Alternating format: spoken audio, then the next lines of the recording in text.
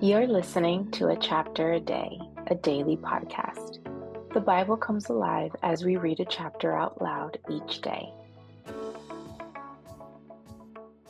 Hello, it is time for a chapter a day, and today we are reading Isaiah chapter 17. Isaiah 17, a prophecy against Damascus.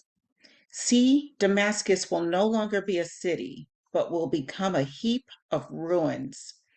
The cities of Aurora will be deserted and left to flocks which will lie down, with no one to make them afraid. The fortified city will disappear from Ephraim, and royal power from Damascus. The remnant of Aram will be like the glory of the Israelites, declares the Lord Almighty. In that day, the glory of Jacob will fade. The fat of his body will waste away. It will be as when reapers harvest the standing grain, gathering the grain in their arms, as when someone gleans heads of grain in the valley of Rephaim.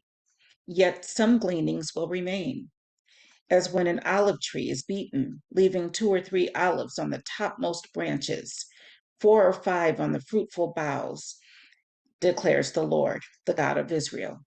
In that day, people will look to their Maker and turn their eyes to the Holy One of Israel. They will not look to the altars, the work of their hands, and they will have no regard for the Asherah poles and the incense altars their fingers have made.